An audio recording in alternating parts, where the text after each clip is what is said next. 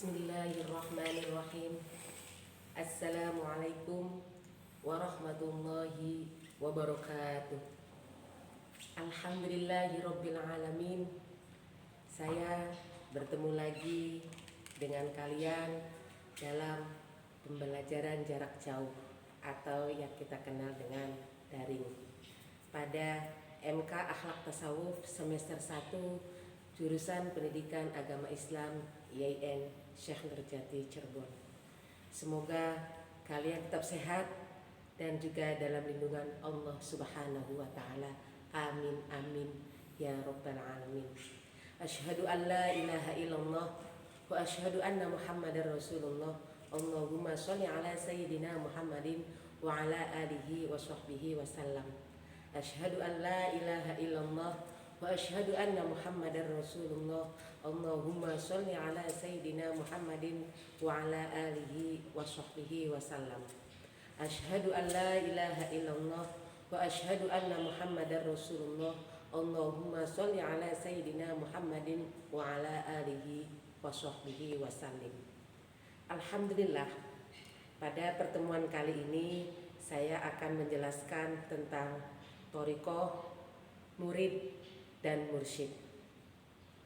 Thariqah adalah jalan menuju Allah dengan menjauhi dari semua larangan yang telah ditentukan oleh Allah, baik syariat yang lahir maupun yang batin, dengan bimbingan seorang guru, seorang syekh, atau dalam thariqah disebut seorang mursyid. Nah, bimbingan ini perlu diadakan. Maka jalan tadi itu adalah dengan berthariqah. Kemudian latar belakang thariqah adalah karena kita dengan Rasulullah sudah berjarak sangat jauh sekali, 1500-an atau sekitar 15 abad. Jadi perjalanan kita dengan Rasulullah yang tidak bertemu dengan tahun yang begitu lama, dengan berabad-abad, maka perlu ada tanjakan-tanjakan atau ada perlu tangga-tangga untuk menitinya, untuk menaikinya, sehingga kita bertemu dengan yang sesungguhnya, yaitu Allah Subhanahu wa ta'ala.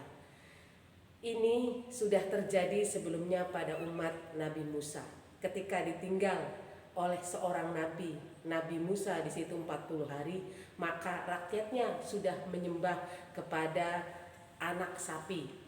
Nah, bagaimana dengan kita yang sudah 15 abad? Tentunya kita tidak terasa sudah menyembah selain Allah, menyembah duit, menyembah harta, menyembah materi, menyembah anak, menyembah diri kita, menyembah jabatan, menyembah ego kita, dan menyembah yang lainnya. Bukankah kita perlu untuk kembali supaya kita berkiblat dengan sesuai kiblat yang diajarkan oleh Rasulullah? Maka di sini kita perlu dengan adanya tuntunan dari ulama pewaris Nabi. Siapa sih ulama pewaris Nabi itu? Maka kita harus mengenalnya. Dengan cara berthariqah kita mengambil pemahaman agama sesuai dengan apa yang diajarkan oleh Rasulullah Shallallahu Alaihi Wasallam. Karena ulama adalah pewarisnya beliau, sehingga kita sebagai umatnya harus meniti tangga itu melalui seorang mursyid tadi atau seorang ulama pewaris Nabi, agar apa yang diajarkan oleh Rasulullah itu sesuai, bukan karena egonya sendiri, bukan karena eksistensinya sendiri. Kemudian di dalam thariqah itu berarti kita menjalankan rukun Islam sebagai jalannya. Rukun Islam itu adalah dohirnya dan kita katakan adalah jalannya. Maka tidak perlu, kalau orang mengatakan bahwa kalau kita berthariqah tidak perlu dengan syariah, itu salah. Harus kita titik karena itu adalah jalannya. Kemudian yang kedua, menjalankan rukun iman. Rukun iman itu adalah kendaraannya atau batinnya. Jadi rukun Islamnya jalan, rukun imannya juga dijalankan.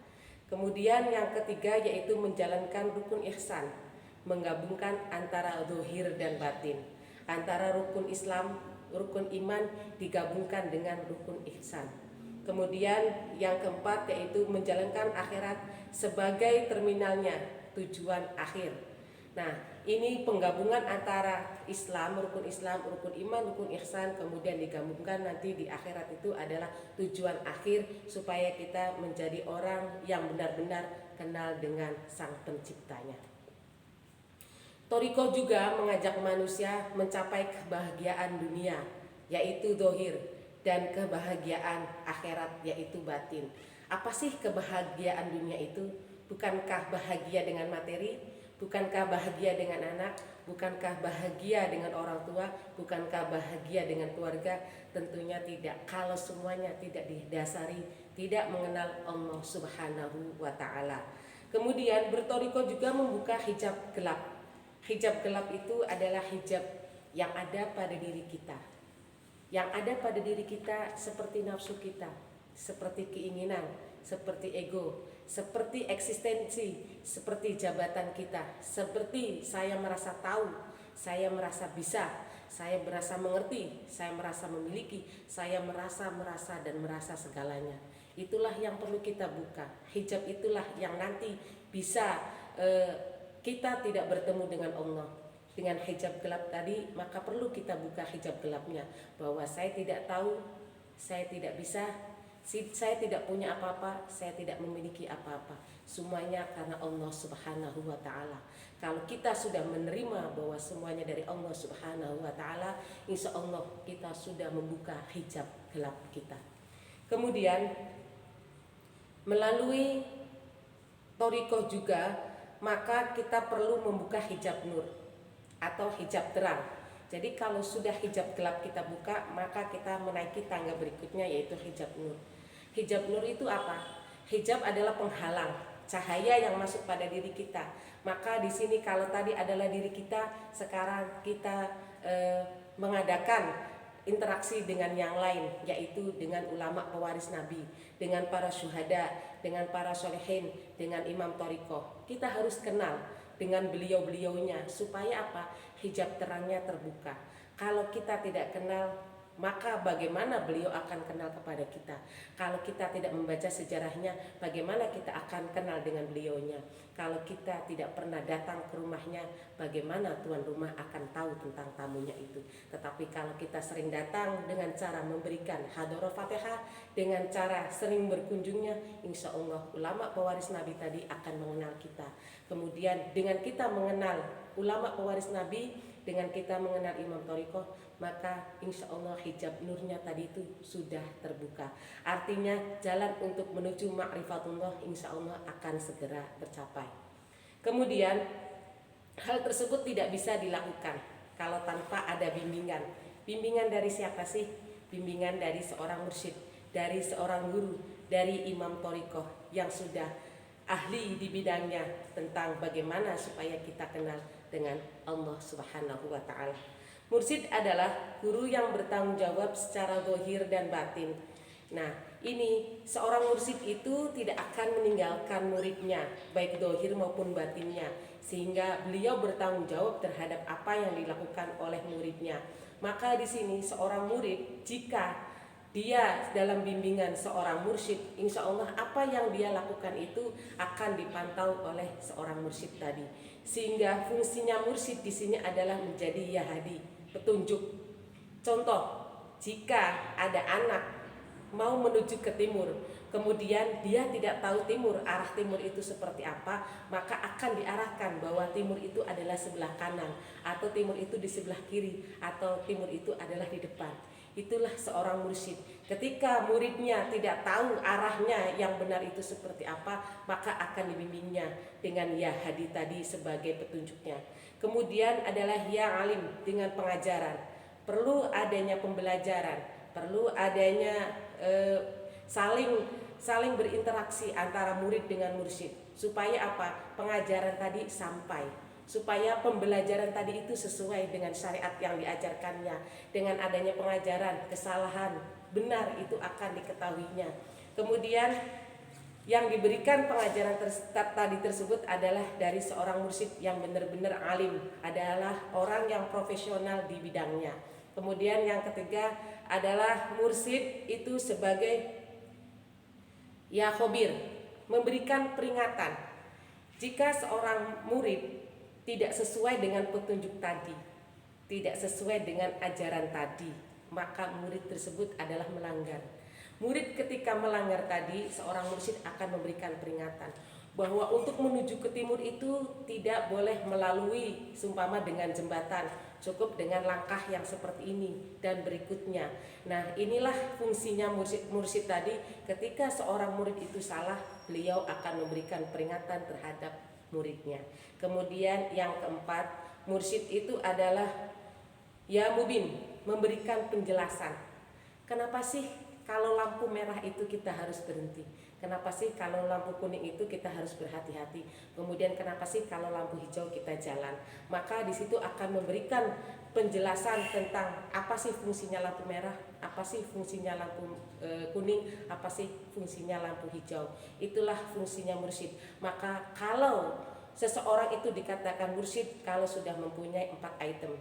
Hadi, ya al-hadi, al-alim, al-khabir, dan al-mubin. Dan mursyid itu tentunya memberikan apa yang dilakukan oleh murid tadi yang dibutuhkan. Jadi bertanggung jawab antara zahir dan batinnya seorang murid. Kemudian murid adalah orang yang berniat untuk belajar mengenal Allah dengan bimbingan seorang mursyid. Jadi kalau kita ingin menjadi murid dari seorang mursyid itu, kita harus bersungguh-sungguh bahwa kita itu belajar, bukan hanya sekedar ingin tahu apa sih thariqah itu kemudian kita meninggalkannya, tapi bagaimana kita mendalami thariqah itu apa, ajarannya apa, kemudian kita mengamalkannya.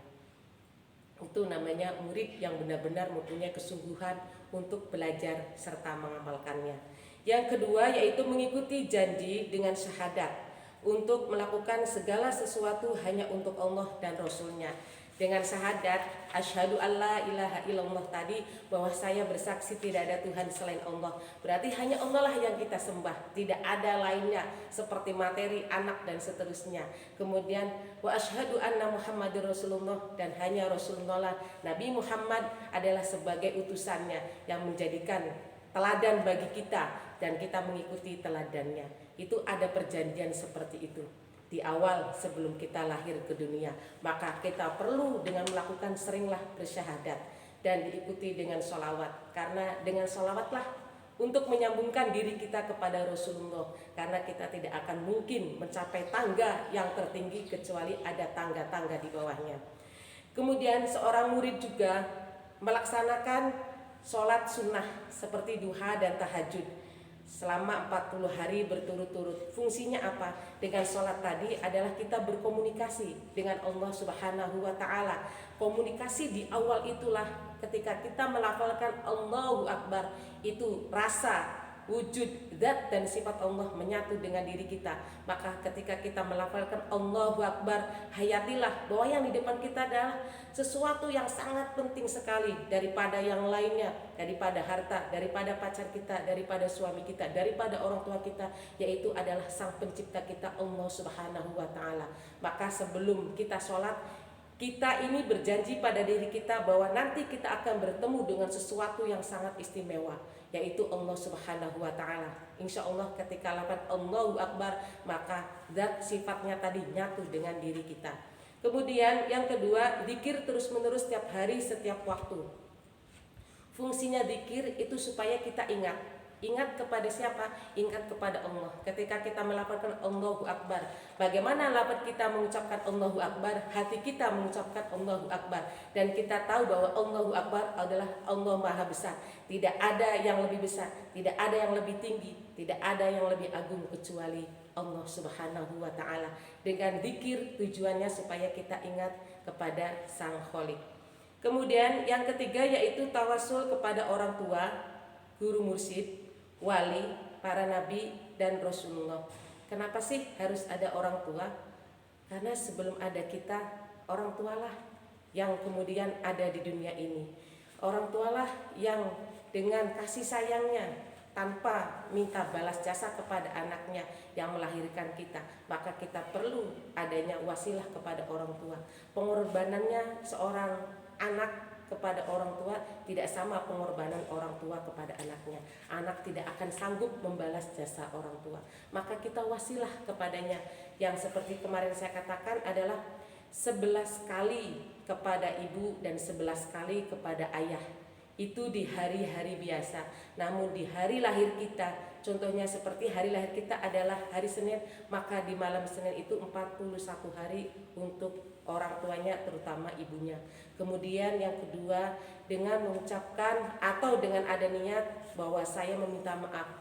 Jika orang tuanya sudah tiada, maka datanglah ziarah ke kuburannya dan memohon maaf atas semua segala perilaku kita yang bikin orang tua tadi sakit. Karena melalui ridho orang tua, maka akan terbuka hijab nur tadi sampai kepada para imam thariqah, para syuhada, para sholihin, dan sampai kepada Rasulullah yang kemudian puncaknya adalah pada Allah Subhanahu wa Ta'ala. Selanjutnya yaitu puasa dengan aturan guru. Biasanya kalau kita sudah berthariqah, maka ada aturan dari guru untuk berpuasa. Contoh yang mungkin sudah sering kalian dengar yaitu puasa muti, atau puasa Daud, atau puasa Ayyamul Bid, atau puasa hari Senin Kemis, ataupun puasa sunnah-sunnah hari tertentu. Dan itu melalui bimbingannya. Tanpa bimbingannya kita tidak tahu. Kemudian selanjutnya yaitu membaca syahadat semalam sehari. Nah ini supaya kita menyaksikan tadi benar Allah itu benar-benar wujud ada. Jadi kalau kita belum kenal dengan Allah, maka belum tahu kita itu kenal dengan Sang Penciptanya. Perlu kita untuk kenal dengan Sang Penciptanya, maka ada tangga-tangga tadi yang harus kita lalui dengan puasa, dengan zikir, dengan sholat, dengan berwasilah kepada orang tua, dan seterusnya. Insya Allah kalau apa yang kita lakukan, ajaran tadi dibimbing oleh seorang mursyid, berhasil dalam melaksanakannya. Yang penting ada kesungguhan di dalam hati bahwa saya adalah makhluk yang dhaif, perlu dibimbing oleh orang yang profesional, yaitu imam thariqah tadi. Dan thariqah di Indonesia sangat banyak sekali. Silahkan kalian mau belajar apapun tentang thariqah itu, pesan saya yaitu sungguh-sungguhlah di dalamnya dan ikutlah kepada imam thariqah. Gandul dalam bahasa Cirebonnya, yaitu kita minta dibawa, kita minta dicangking, kita minta diajarkan supaya kita tidak tersesat di jalan menuju Allah Subhanahu wa Ta'ala. Ihdinas siratal mustaqim. Semoga kita dalam lindungan Allah. Wallahu muwaffiq ila aqwamit thoriq. Wal 'afu minkum. Wassalamualaikum warahmatullahi wabarakatuh.